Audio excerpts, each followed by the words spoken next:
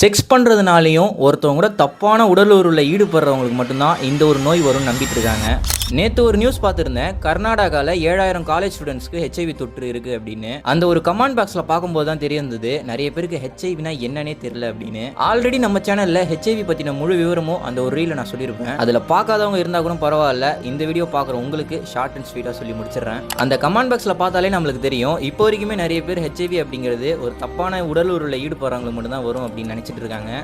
But actually அது அப்படி கிடையாது. இப்போ ஹெச்ஐவியால பாதிக்கப்பட்ட ஒருத்தவங்களோட நீடில நம்ம யூஸ் பண்ணும்போதோ அவங்களோட ஊண்டு, அதாவது காயத்திலிருந்து பரவுறது மூலியமாவோ இந்த ஒரு ஹெச்ஐவி அப்படிங்கிறது நமக்கு பரவும். ஒரு எக்ஸாம்பிளுக்கு சொல்றேன். இப்போ நம்ம ஒரு டேட்டூ ஷாப்புக்கு போறோம், அந்த இடத்துல நம்ம ஒரு டேட்டூ போட போறோம் அப்படின்னா ஜென்ரலாகவே இப்போ இருக்கிற டேட்டூ ஷாப்பில் வந்து ஒருத்தவங்களுக்கு யூஸ் பண்ண நீடில்ஸ் மற்றவங்களுக்கு யூஸ் பண்ண மாட்டாங்க. பட் ஆனால் ஒரு சில இடத்துல நம்மளுக்கு தெரியாது இல்லை அது அவங்களுக்கு யூஸ் பண்ணியிருக்காங்களா இல்லையா அப்படின்னு. ஒருவேளை அந்த நீடில் பச்சை குத்துறவங்களுக்கு ஹெச்ஐவி தொற்று இருந்திருந்தால் அதே நீடில் யூஸ் பண்ணுறவங்களுக்கும் பரவும். இதை எப்படி ப்ரோ கியூர் பண்ணுறதுன்னு கேட்டிங்கன்னா, அது ஃபுல்லாக கியூர் பண்ண முடியாது.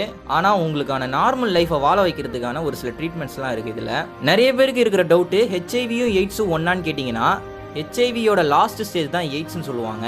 அதேமாரி ஒரு வீட்டில் ஒரு ஹெச்ஐவி தொற்றால் பாதிக்கப்பட்டவங்க இருக்காங்க. அப்படி பட்சத்தில் ரொம்ப அவேர்னஸாக இருக்கிறன்னு பேர்லாம் அவங்க யூஸ் பண்ணுற தட்டு கிளாஸ் அப்படின்னு சொல்லிட்டு தனியாகவே ஒதுக்கி வச்சிருவாங்க.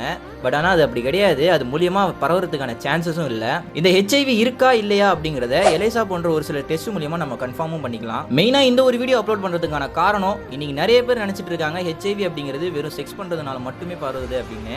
பட் ஆனால் அது அப்படி கிடையாது அப்படிங்கிறதுக்காக தான் இந்த வீடியோ.